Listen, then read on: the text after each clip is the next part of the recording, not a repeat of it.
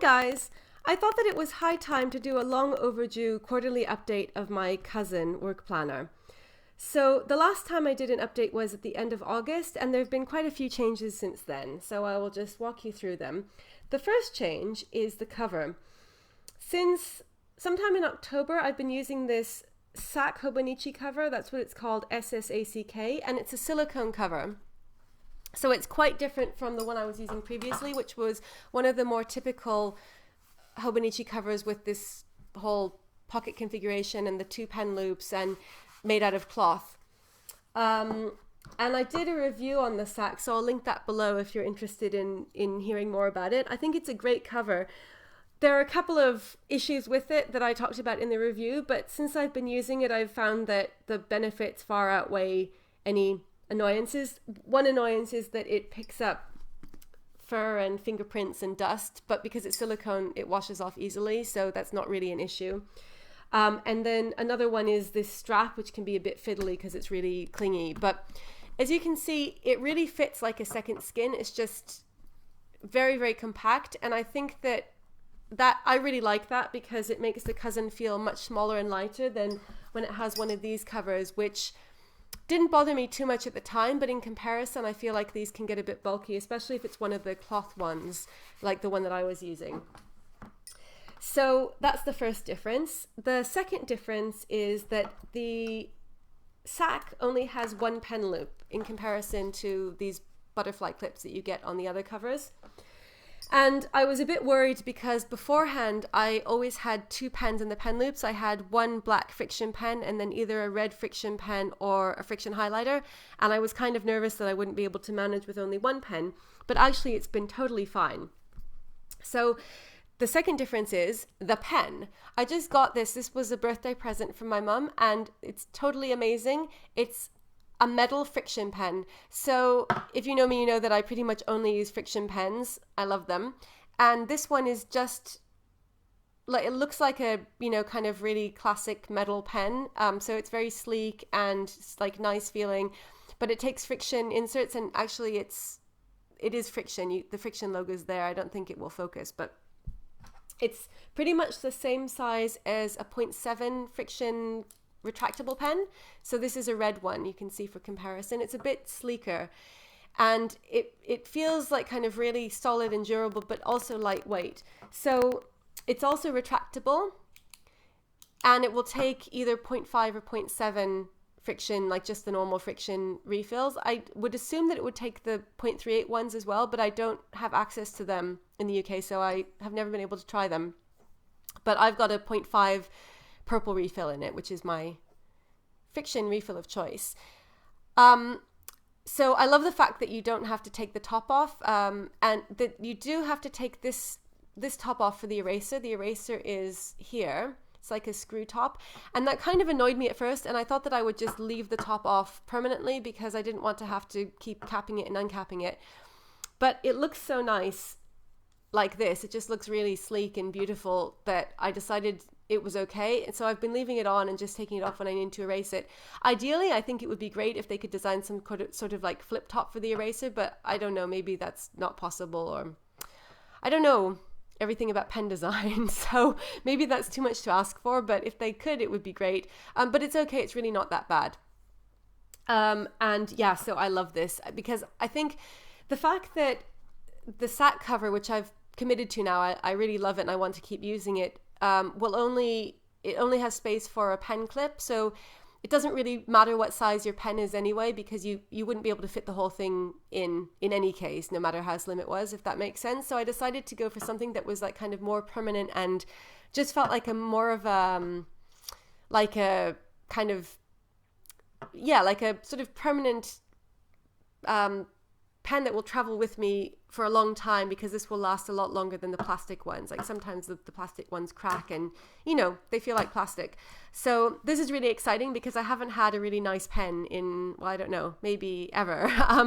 And I guess this is not, it costs £20, so it's not like this is a huge investment, but yeah, for me it feels a lot more elegant than any pen that I have been using in recent memory. So that's my pen and I love it. And then if we open it, you will see another couple of changes, which again are kind of the result of the changeover from the cover that has all of the pockets to a cover that has hardly any pockets. So one of the great things about the standard Hobonichi covers is that they have all of these pockets. But I kind of feel like if you don't want to do a lot of decoration, that these pockets can feel a bit overwhelming. When I first had my cousin and I had one of these covers, I wasn't doing any decorating, so they were basically empty, and I kind of felt like guilty for not using them. And then I saw videos of people using their Hobonichis and putting all kinds of stickers and washi samples and sticky notes and all kinds of stuff in their pockets, and it sort of made me feel a bit inadequate, which looking back is ridiculous, because who cares what you put in your cousin pockets. But then I started decorating and I started putting a whole bunch of stuff in my pockets as well, and it actually started to feel a bit like it was weighing down the planner. And because I usually take this everywhere with me in a typical year. This year I'm not, because I'm at home on research leave, but normally I would take this out when I would go to work. So it just, stickers can add quite a lot of bulk. So I sort of like thinned down, stopped decorating and took out most of the stickers, as you would have already seen in my last video from the end of August.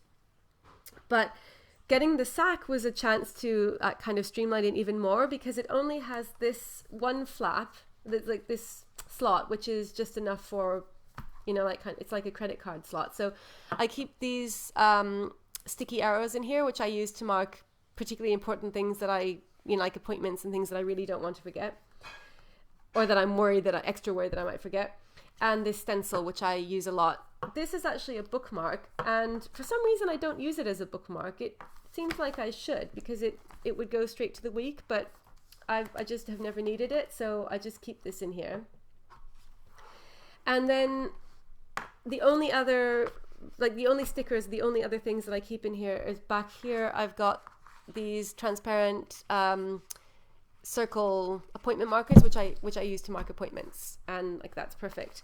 So I'm really happy in terms of that. I think if you do a lot of decorating, then the sack cover might not be the best, but if you want to keep it minimalist, then it's perfect. So you've probably seen this if you've seen some of my other videos. This is migrated from planner to planner, and my friend gave this to me a few years ago, and I think it really just sums up my work experience. My situation, my work situation. And I decided that this was the best planner to put it in, because it's a work planner. So then this is the same as in the previous setup. This is just some kind of motivational quotes, and I keep a few kind of on the go sticky arrows in here, like ones that I've been using, but because they're repositionable, if I don't need one in a particular week, I put them here. This is like their holding place. And another change since the last setup is here. So on this 2015 year at a glance, I was marking these with stickers. So every week I would cross off in pen when it was finished, and then at the end of every month I would put a sticker on. And when I got rid of all the stickers, I decided, for one thing, I didn't want to carry them around, and for another thing, I felt like I didn't want anything to kind of make this bulkier than it was. Because the Tomoe River paper is so thin, you really feel the stickers and they add weight. And I just decided I wanted this to be totally simple and streamlined, and just kind of, sort of work only, just down to business, pure planning. So I stopped. This was right around the time when I got the sack cover, I mean. So since then I've just been crossing off week by week, and that's all I've done. So now we're in 2016, and because it only lasts for another 3 months, this is smaller, and so I don't think I'm going to be using this a lot, but I'll probably still keep crossing off the weeks. I've circled here important dates. So for example, this week I'm going to Penn State to give a talk, so I've circled that week. And then here I've used this for forward planning, because the cousin, my one wish that I would have for the cousin, if they were to do any kind of redesign, would be that they would add in a vertical monthly calendar like this one for the next year, because I think that would be great, because then you could add in things like, for example, I've got a few events coming up in July and then something in August, and another something in December. And it would be fantastic if I had a place to put that in so that I could transfer it into my new cousin in March. But as it is, this is really the only place where you can put it unless you were to just put it in a blank page. And I thought that because this has got dates, it's much easier to have it all here. So it's okay. I've got some room in the margins where I can write down what the things are. And that's what I'm using that for. And so when I get my new cousin, I'll just put all of those dates straight away in. Then we come to the vertical monthly layout. And again, I was using stickers to mark off completed months, and then I stopped doing that. So one month I crossed out in red when I still had the red pen. And then the last month I crossed out in purple, which is just my normal pen color. And now I can cross out December too. So I just use this the same way that I was using it when I did my last setup update, which is basically I put in timed events here. So for December, my only thing was I went to a conference, and that was the conference where I bought the Levenger notebook. Yay, if you know what I'm talking about. And that was the only thing that I kind of had to keep in mind as a scheduled event for December. And then down here, I put in the things that are my own projects. So research basically, which is most of what I'm doing this year. And so these are kind of things that are like time sensitive, and these are things that are just up to me to do. So I find this quite handy because I can sort of at a glance see it gives you a nice big picture of the year of this is what I'm doing here, this is what I'm doing here, and I've got this sort of all the way going till the end of March. This is what I'm expecting to be working on. So I really like that, even though I don't reference it all the time, but when I do, it's really helpful to have it there when I want to see it in that way. And then here, depending on what's going on, I use this for kind of bird's eye schedule so that I can again see at a glance.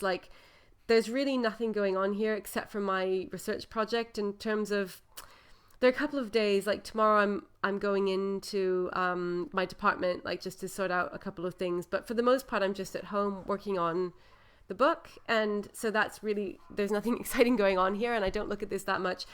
But it can be helpful if I'm trying to schedule blocks of time and I want to know when I'll be free or when I'm away or when I'm teaching. So I really like having that view as well. It's basically all just different views of the same stuff, but I somehow find that it's helpful to be able to see the different projects and the time in these different ways. So that's that. And there are only another 3 months left. So I'm kind of proud of the fact that it's getting close to the end of the year, and I've stayed in this cousin the whole year, which I think my fellow planner addicts will appreciate that, but I have no desire to move out of this. I love it, and I'm going to get another one when this runs out. So yeah, cousin all the way for work planner. Then we have the month on 2 pages, which again, I was marking off the completed days, and then at some point I stopped just because I didn't want to keep up with the stickers. But I found that it's been fine. So at first I was marking off the completed days in red pen, just kind of at the top. And then I had this brief experimentation with highlighters because I'm carrying colored highlighters in my bag anyway, friction highlighters, because I use them for my weeks, which is my personal planner. But it didn't work because I think the whole point of this work planner is that I just want it to be super functional and not have to worry about color coding or decoration or highlighters or anything. I just want to have the pen that's already there and get it out and do everything with that pen. And so that's what I've been doing since then, and that's been working fine. So I just stopped doing that. And it could be, again, because of the unusual year, because I'm not teaching, I don't have as many different types of things going on as I normally would, which is great. But I kind of keep reminding myself that that's not usual. So it could be that it will have to change when I go back to teaching in the autumn. But as it is for now, it's fine just having the one pen. And I just use this side to with the check boxes and below the check boxes if necessary to list things that are going on in that month, that either things that I have to remember to do. So for example, I wanted to set up a meeting with some colleagues when I came back to London, but I didn't know exactly when in the month to put that. So I just put it down for November because I knew that I had to do it sometime in November so that I would have this like kind of master November to-do list of things that didn't fit anywhere in a more specific time. And then the same thing here. These are either things that are going on or things that I have to remember to do, just stuff I want to keep in mind for the month. And then here, I use this to schedule events so that I know at a glance, like say if I have to book some appointment, I can check to see like, okay, I'm available then, I'm not available then. That's pretty much all I use it for normally. But I've also started using it as a kind of like sort of a breakdown of my book project that I'm working on. So I'm doing a bilingual translation of the first Shakespeare plays that were translated into Hebrew, a bilingual edition. Sorry, that's my research project that I'm working on this year.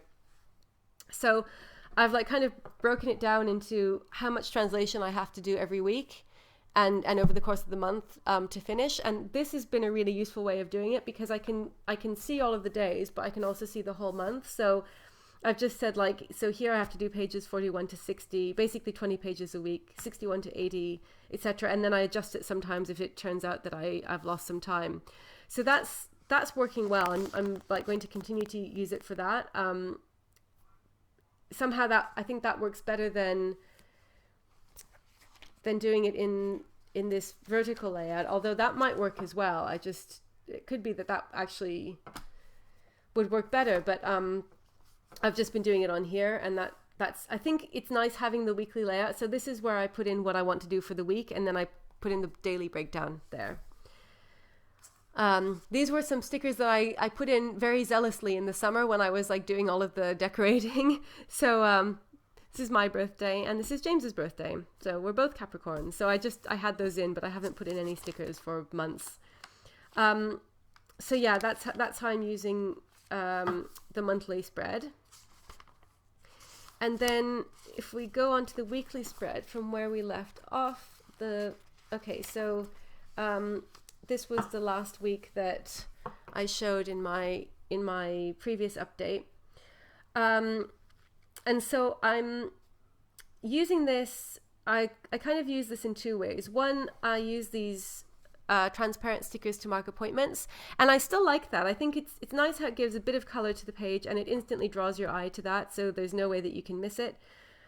And because there isn't really much other color on the page, it's very easy to find. So that's for appointments, and I don't color code those. I use the big ones for something that lasts more than an hour, and the small ones for something that only lasts an hour or less. So like, for example, that you can see that's a smaller meeting, and then that's a bigger one. And the other thing that I've been doing is, so I list, and this isn't really new, but I list the main things that I have to do that day.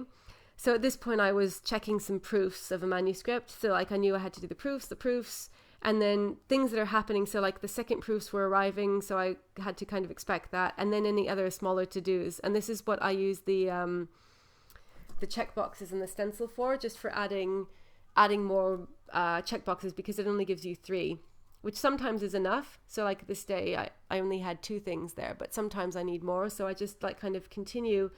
You get like another 1 or 2 checkboxes depending on how much you want to write before it goes into the hourly layout. And I try to keep the hourly layout blank because at one point I was writing more to-dos in the hourly layouts at times when I thought I wasn't going to have to do anything, and then I would have to schedule an appointment when I wasn't expecting to, and then I'd have to erase it. So I've just learned to keep the hourly layout blank. And then generally it's fine because I'm always worried about running out of room, but it's actually never been a problem because you've got this on the side. So I try to use this for things that I have to do sometime during the week, but I don't know exactly when. So just kind of like a running to-do list. And then I just have to kind of keep checking this to make sure that I don't miss anything. This is for day-specific things. And then down here you've got more space, so I can put stuff. So I put stuff in here, and then when I ran out of room, I put more stuff down here. This is usually I try to keep this for sort of things that are more like an overview for that day, like the main thing I'm expecting to be doing in that day, or something that absolutely like has to happen or that I know in advance is coming on that day. And then this is more for like kind of to-dos that arise during the course of the day that I think of as I'm sort of going along. And then the other way that I've been using it is to like kind of block off specific tasks that I want to do in a certain time. So I've talked about this already, I think, in the previous setup. If you're working at home a lot, like I've been, and I normally do, even in a normal year, like, you know, kind of part of my job is teaching and admin, but then another part is is research. So obviously some people go into like their office to do that, but I like to stay at home. So I find like it's really helpful to kind of block off time in the same way as if I had an appointment, because otherwise it can be a bit overwhelming just to say like, okay, let's see, let's go to one of these weeks. Okay, so this is where I had, let's see, is it here? Okay. I was writing an article here, and if I just said like write article for the whole day, I would find that kind of overwhelming. So I tried to break it down into like kind of smaller sections, so that I would say like from 11 to 12 I'm doing X, and then from 1 to 2 I'm doing Y. And often I didn't end up sticking to that because something took longer or something else was shorter, but it's just useful to have a guideline so that first of all I have an idea of how much time I'm expecting to be spending and how much I think I should be able to get done in the day. And also, secondly, what exactly I'm going to do when, so that I have a plan, like when I finish this, then I'll go on to this, and then I'll have a break, etc. And that seems to work really well. If nothing else, just because I like putting things in the planner, and it makes me feel satisfied to be able to see then what I was doing that day, even if it didn't work out exactly like that. So like this was my plan for the day, and then I cross things off as I do them. So this week, by the way, in mid-November was the same time that I was experimenting with the highlighters. And so I thought I would implement the same system that I was using for my weeks, where I crossed off everything in highlighter when it was done. And I thought that would make the page more colorful and kind of like draw attention to the things I'd achieved, so that I would feel like, yay, I've achieved stuff. It's colored in. But it didn't work with this. And that was for the reason that I said before. The weeks is my personal planner, and so it's like less serious, it's more fun, and I kind of like getting the highlighter out and crossing stuff off, because usually the things in that are not that serious. Like, I mean, some of them are if I have to like, you know, pay a bill or like go to the post office or whatever, but often they're like kind of more fun things like make video or, you know, I'm kind of not in as much of a hurry. So when I finish them, it's nice to get out the highlighters and highlight them. But for this, it's more like I just want to be able to cross it off then and there. It's like I've done that task, cross it off, move on to the next thing. And I didn't want to have to get the highlighter out of my bag and like try to decide like which color should I use. And so that was a very short-lived experiment. It only lasted like I think one day. I think I highlighted all these things on the same day, and then I was like, no, I don't want to do that anymore. So the next week I did something which I had wanted to do for months and had thought that I should wait until the end of the cousin to do, and then finally I was just like, nah, I'm going to do it now. I switched to purple pen. So I don't know how well you can see that, but it seems ridiculous to think that I was so stressed out about this, because purple is my favorite color, and so I will always gravitate towards purple, and if there's a purple pen, then that's the one that I will use. And for some reason, when I started the cousin, I didn't have a purple pen. I was using a black one.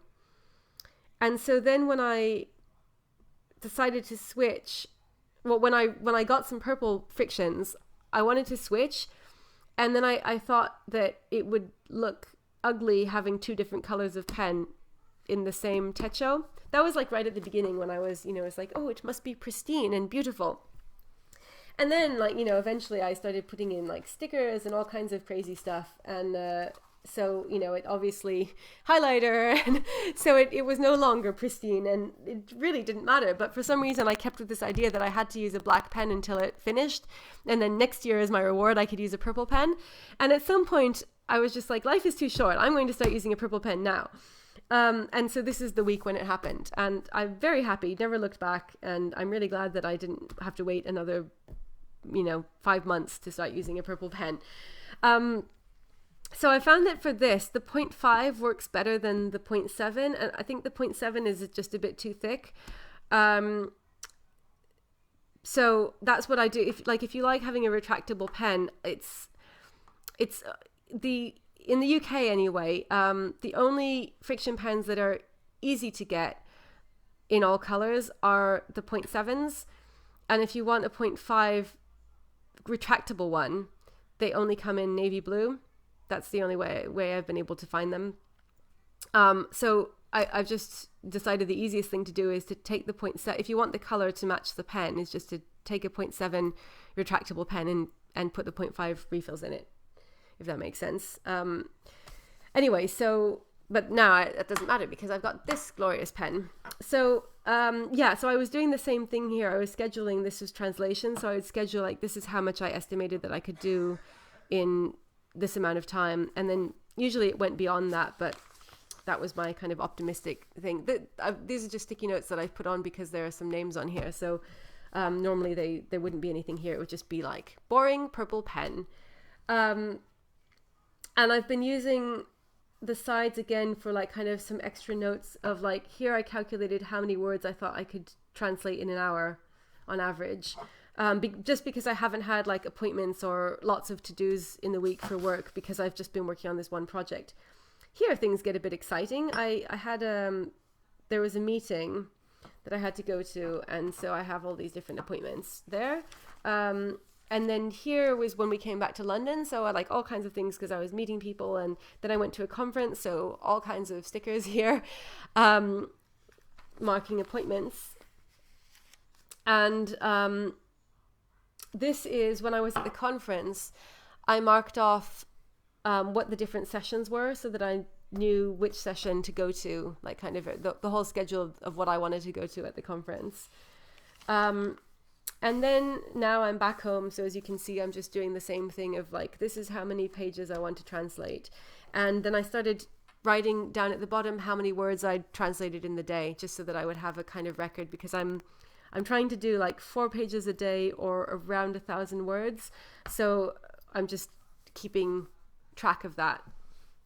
Partly because it's satisfying to know how many I've done, and partly so that I know like if I've gone under, that I have to do a bit more the next day. And this was something that I wanted to get done this week, is to put in an invoice for my expenses for the conference. But I didn't manage to do it, so I've just transferred it over to the next week. So if I don't get something done, I just don't cross it off, but then I transfer it over. This is when I'm actually going to do it, so I've put it in here because I know the date. And yeah, that's how the weekly setup looks. So I'm really happy with this. I think that for some reason having the one pen is fine. I think because the things that I was using the red pen for, I mean, you can see even back here, there weren't very many. I was just starring things that were particularly important. And I realized that instead of doing that, I could just use these, and they work even better because you have this giant arrow. So, you know, like there's no way you'll forget it. And so that's fine because that just lives in here. And these last forever. I think I bought these like nearly a year ago, and I've still got tons of them.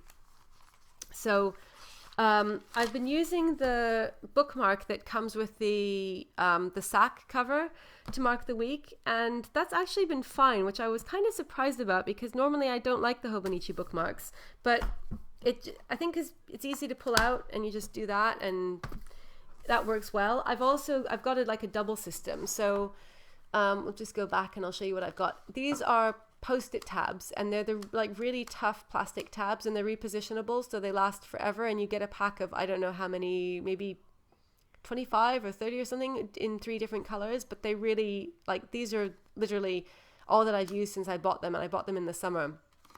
So this is the monthly tab. I had these first on the side, but then when I switched to the sack, because the pen loop is here, it kind of got in the way of the tabs, so I switched them to the top, and I love having them on the top. I've never had top tabs before, but it's great. I'm totally converted because it doesn't get in the way. You can close this. It doesn't like interfere. They don't really get damaged. They stick out but somehow sticking out of the top is fine. It's like it doesn't bother them because they're very rugged. If they do eventually get a bit damaged, then I'll just replace them because I've got loads more, but I don't think that will happen for quite a while. So this is the month tab, and I just put it on the month before the current month so that I can just open it. If I pull on it, it opens to the right month. And the same for the week. I just put it on the previous week, and then when I pull on it, it just opens to the right week. I've actually already got this bookmark on next week because today is Sunday, so it should really be here.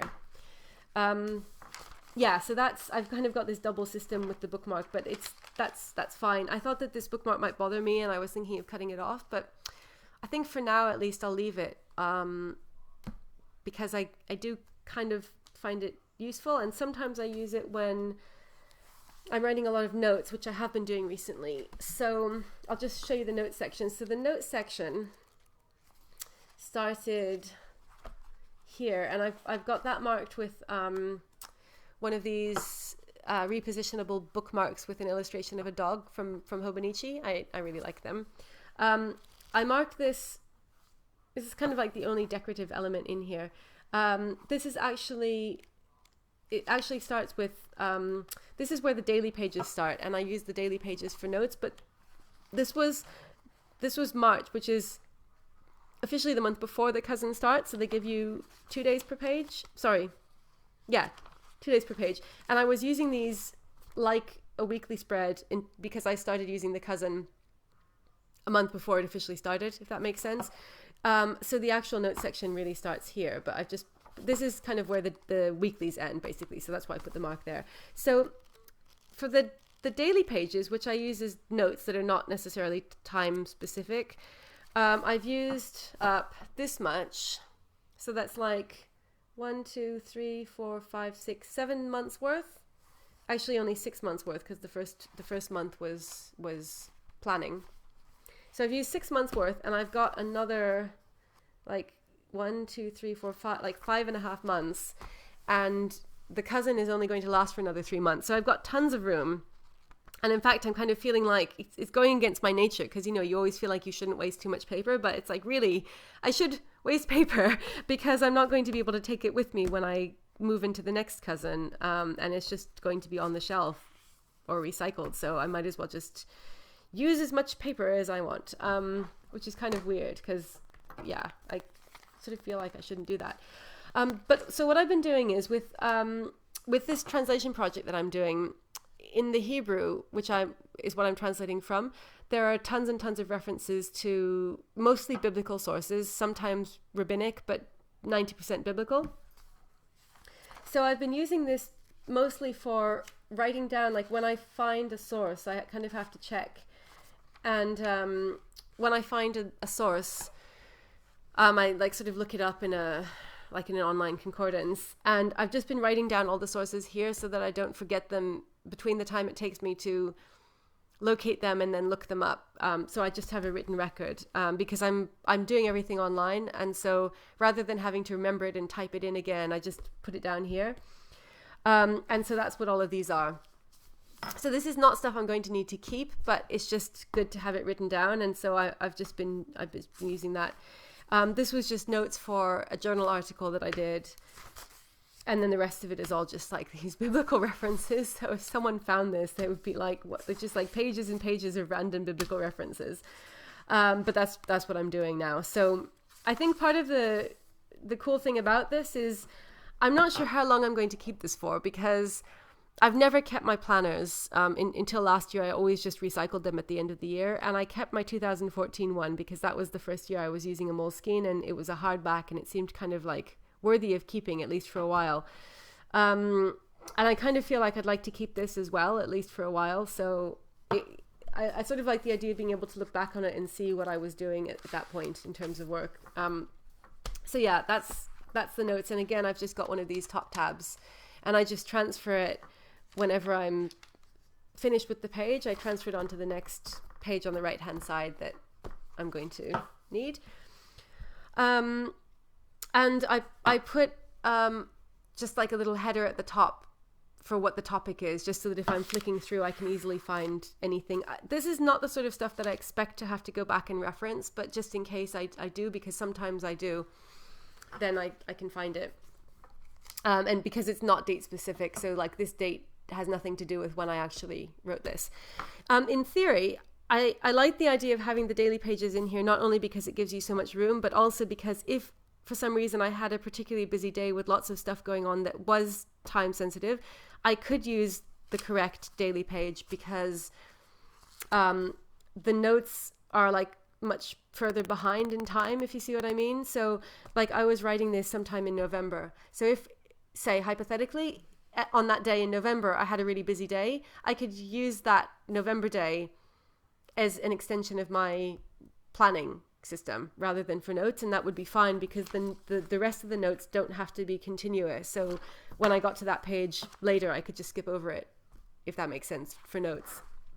I've never actually had to do that though since I've had the cousin, but I like knowing that I could if I needed to, because I think sometimes like this weekly view is great. It's not like I've really never felt like I ran out of space in the weekly view, but if you just for some reason had a whole bunch of different things going on in one day, and not necessarily timed things, because there's always enough room for all of your appointments in here because it's got half-hourly slots. But if you had a lot of other stuff that you needed to remember or note down and this wasn't enough room, you have this. So yet another reason why I love the cousin so much.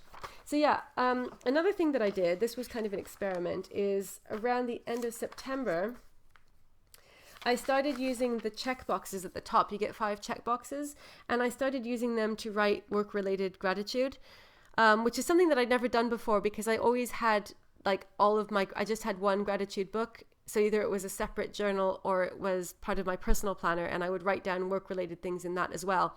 And then I thought I should take advantage of these daily pages somehow. I kind of felt like, just, I guess what I was talking about now, the fact that the notes are not related to the days, I felt like I should somehow be taking advantage of the fact that these have dates. And so I thought I'll put in like my top 5 things that I'm grateful for related to work. And I did that for a few months. So I think I just stopped in mid-December. This was, so it was just like a couple of weeks ago that I stopped, the 26th of December, so like a week ago. And the reason that I stopped was because I was finding it a bit overwhelming having to write gratitude in 2 places. So I've just started my 2016 A6 Hobonichi EA as my gratitude log. And before that I was using my Moleskine. And so having to first write like personal gratitude in this and then go over to this and do it in here, it just was like every morning was a bit like, which I thought kind of took away from the whole point of it. Is it's supposed to like, you know, make you feel happy and not be a burden. So I decided to go back to just having everything in one place. But yeah, that was a little experiment that I went for a while. And then when you get to the end, the last couple of months, I had initially designated the last month in here for reference. So the idea of this was that this was like things that I would want to come back to. So like, for example, this was a list of courses that are being taught in our department this year. And as it turned out, I don't really need to know very much about this because I'm not teaching this year, but this is just, it's useful to know this is what's being taught in our department. And I knew I would have to go back and check that occasionally. Or like course codes for the different degrees that we offer in our department, which I need to know sometimes. So like stuff like that. Or codes for, this is if you're typing Hebrew, for any of you who might need to know that. If you're typing in Hebrew and you want to put in the vowels, which are like separate symbols, that's like kind of the codes for them on the keyboard. So like stuff that I know that I'll need to reference again. And the last month turned out not to be enough, which I was kind of anticipating because I sort of knew from the beginning that I would have enough room. I thought I can just expand backwards. So I started taking over some of February, and now I've just put the reference tab here. So this is like sort of the first page that I've got reference stuff on, and then I can move it. So this page I've already written something on, so I'll just move it to the sort of next page there. And then if I want reference, I'll just go to here.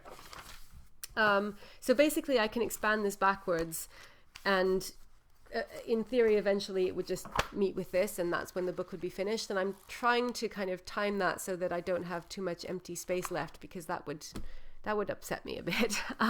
But it might happen. And I think,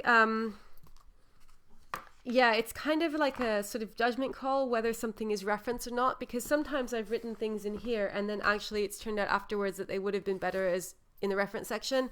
But that's just one of the drawbacks to bound planners, is that occasionally that happens. And if it's really it's really annoyed me, then I've recopied it. So like, for example, that list of courses that were running in the department, I actually accidentally originally put it down in the notes pages, and then I realized that I didn't want it to be there, and so I recopied the whole thing in reference. But usually I don't do that. Usually I would just leave it. And then, let's see, one other change was in my last setup video, I was using this for work-related perpetual information like passwords and stuff like that. And this book fell out. And I was like so freaked out because I couldn't find it. And I was like, oh my God, all of my important information and my passwords, it's all gone. And like, I can't believe I didn't like washi tape it in. And like, how could I have lost it? And this is a disaster.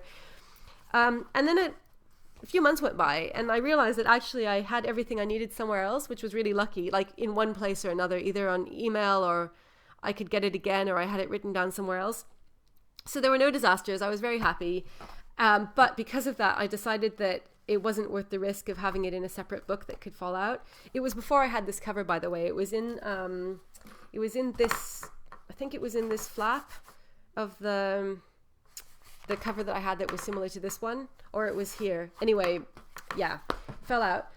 And so I decided that I was just going to write all of that information in the back, in one of the pages in the back, and then I would just copy it over, because it's not like pages and pages worth. So I thought, yeah, it's not worth it. That freaked me out. And then I found the book. It had fallen behind a bookshelf in my flat. So I was like, oh, I've got it again.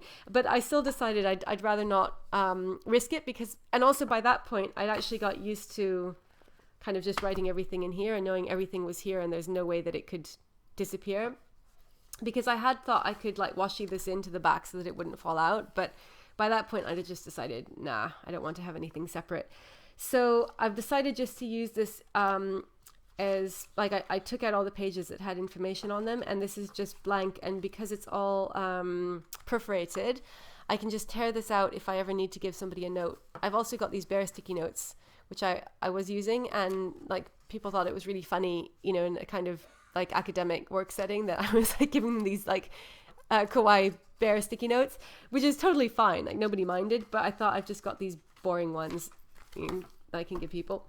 So I still keep this, but if for some reason it falls out, that's fine. And then I've got these stickers, and that's it. Then there's no pocket on the back of this, so you just close it like that. And that is my cousin. So I hope you have enjoyed this updated setup tour, and I'll do another one in 3 months when the cousin is finished, just so that you can see what the last 3 months look like and if anything changes before I get my new one. So I hope you enjoyed this. Thank you so much for watching as always, and I'll be back again soon with another video. Bye!